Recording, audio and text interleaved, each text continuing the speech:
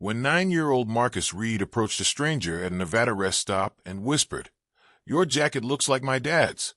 He had no idea the tattooed biker filling his tank had actually served alongside Thomas Thunder Reed in the Desert Nights MC before the crash 7 months earlier that had changed everything. Marcus clutched a faded piece of leather he'd carefully removed from his father's vest, a secret his mother knew nothing about.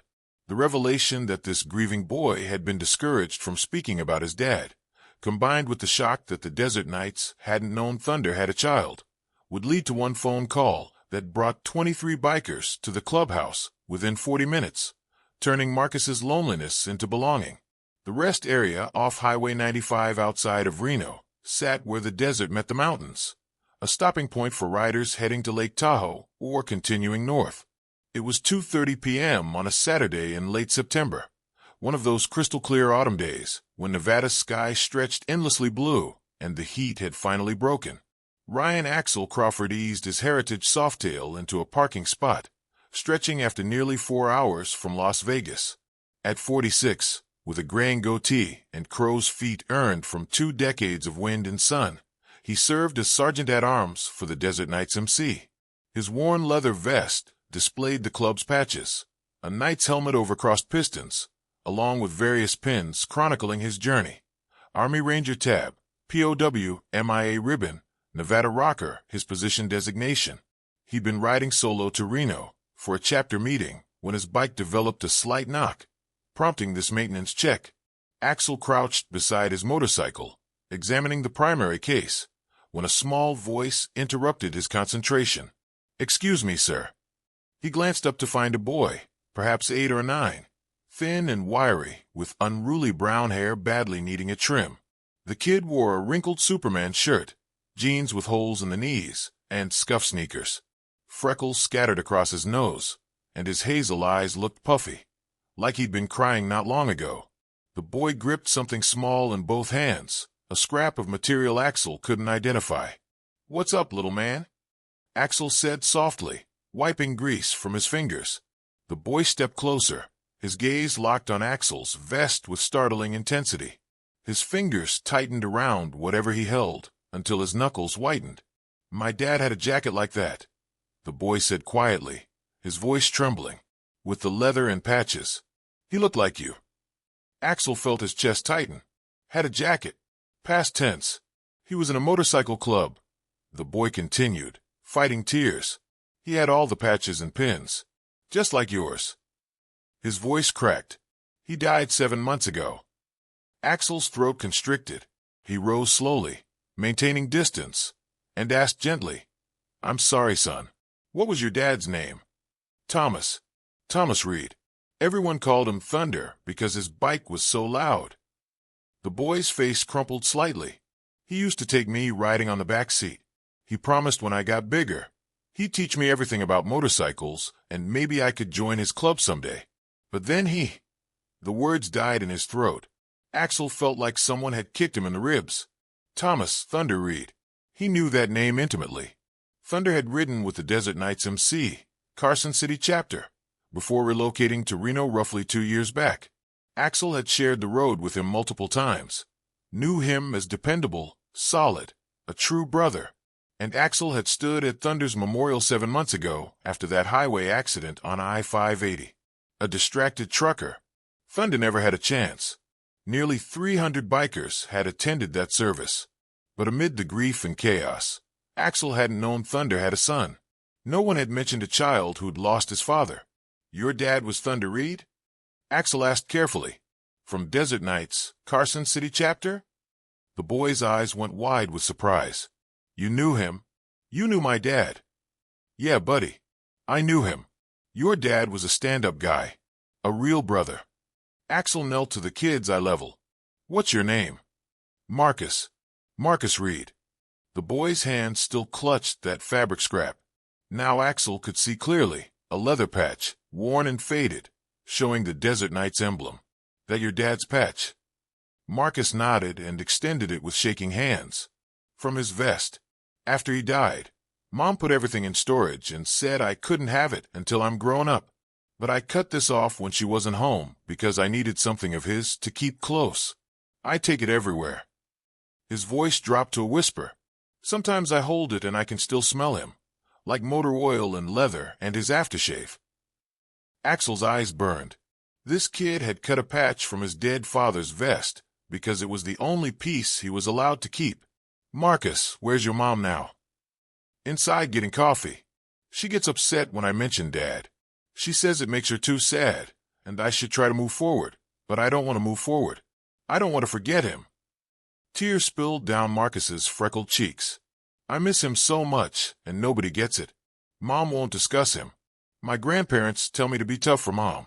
Kids at school don't know what to say. Everyone acts like he never existed, but he did exist. He was my dad, and he was amazing. Axel did the only thing that felt right. He pulled Marcus into an embrace, this small kid carrying grief, far too heavy, for his young shoulders, who'd been told to be strong and move on, when what he desperately needed was space to grieve and permission to remember. Your dad existed, Axel said quietly, his own voice thick with emotion. He was one hell of a man, and you never have to forget him. You don't have to move on. You can miss him as long as you need to. Anyone who tells you otherwise doesn't understand what it means to lose someone you love. Marcus clung to Axel's vest the way he probably used to cling to his father, crying into the leather while Axel simply held him. After several minutes, Marcus pulled back, wiping his face with his sleeve, looking embarrassed. I'm sorry. I didn't mean to cry. Don't apologize, Axel said firmly. You've got every right to cry. You lost your dad. That's the hardest thing in the world. He paused, studying the patch in Marcus's hand. Your dad would be incredibly proud of you. You know that? Proud that you remember him. Proud that you keep that patch with you. That's exactly what he'd want. Really, really.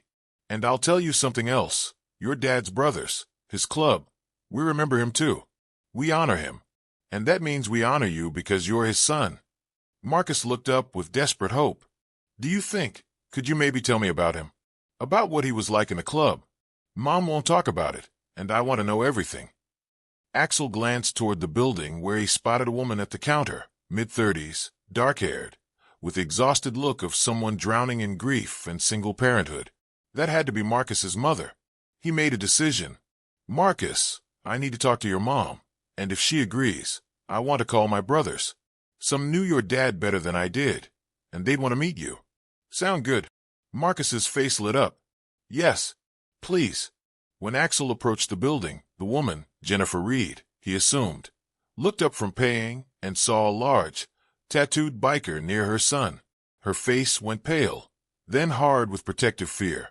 Marcus, get away from him, she called sharply. Mom, no. This is Axel. He knew Dad. He was in Dad's club. I don't care, Marcus. Come here right now. Axel raised both hands peacefully. Ma'am, I'm Ryan Crawford, Desert Nights MC. I rode with your husband. I attended his memorial. Your son saw my vest and came to talk. He showed me Thomas's patch. Jennifer's face collapsed. He took that from Thomas's vest. I've searched everywhere for it. Her voice broke. You can't keep taking his things, Marcus. It hurts too much. Mrs. Reed, Axel said gently. Can we please talk for a minute? Jennifer looked at him, at Marcus, at the patch, and the hardness melted into exhaustion and overwhelming sadness. What do you want? Your son is grieving. He's carrying his father's memory, and nobody's letting him process it. He needs his dad's brothers, people who knew Thomas, who can share stories, who can help him understand his father mattered to more than just family. Desert Nights MC want to do that, if you'll allow us. Jennifer's eyes filled with tears. I can't. Every time Marcus mentions Thomas, I have to relive losing him. I have to see that motorcycle on the highway and the police at my door. She stopped, breathing hard. I know I'm handling this wrong. I know Marcus needs to grieve, but I don't know how to help him without drowning in my own pain. You don't have to do it alone, Axel said quietly. That's what I'm saying. Desert Nights takes care of our brothers' families, always. We should have been there for you these past 7 months, and I'm sorry we weren't. We didn't know Thunder had a son, but we know now, and we want to help. Jennifer looked at Marcus, watching her with desperate hope. What are you suggesting? I want to call brothers who knew Thomas. I want them to meet Marcus. I want to share stories about his dad. And I want you both to know that Thomas's memory is honored, that his son is family, and that you're not alone." Jennifer hesitated, then nodded slowly. "Okay, but not here. How about the Desert Nights Clubhouse? It's 15 minutes away. You can follow me. There are photos of Thomas on the walls, brothers who can tell stories, and a community that wants to meet Thunder's son." Jennifer agreed. Axel made calls as they drove, to the Reno chapter president, to the Carson City chapter where Thomas had ridden, to every brother who'd known Thunder Reed. "Thunder's kid is coming. 9 years old, grieving his father, needs his dad's brothers. Anyone who can make it, be there in 40 minutes. When they arrived at the Desert Nights Clubhouse, a renovated warehouse with bikes lined up outside, 23 bikers had already gathered. Brothers from both chapters who'd dropped everything when they heard Thunder's son needed them. "You look just like your old man," Bear said, voice thick with emotion. "Same eyes, same determined jaw. Your dad was my best friend for 15 years. Marcus's eyes went huge. "You were Dad's best friend? He talked about you. He called you Uncle Bear." Bear's face crumpled, and he pulled Marcus into a crushing hug while this massive biker started crying. One by one, the brothers introduced themselves, men who'd ridden with Thomas, worked on bikes with him, shared both triumphs and hardships. They told stories about Thunder's legendary 600-mile endurance ride, his ability to repair any bike with minimal tools, his infectious laugh, how he earned his road name after his pipes rattled windows 3 blocks away. Marcus absorbed everything, asking questions, laughing at amusing anecdotes, crying at touching memories. Jennifer sat to the side, surrounded by the old ladies, wives and girlfriends of members, offering coffee, tissues, quiet comfort. She was crying too, but differently, like someone finally allowed to grieve. After an hour of stories, Axel brought out a box. "Marcus, your dad was planning to give you something when you turned 13, but I think you're ready now." He opened it, revealing a small leather vest, youth-sized, clearly custom-made. Black leather with Desert Nights patches attached. Not full patches. Marcus hadn't earned those and couldn't until much older. But a kid's vest marking him as Thunder's son, as protected, as claimed. "Your dad had this made 3 months before he died," Bear explained. "He was so excited. He planned to give it to you at 13 and start teaching you about bikes. He wanted you growing up knowing the Brotherhood." Marcus's hands trembled touching the vest. "Dad made this for me?"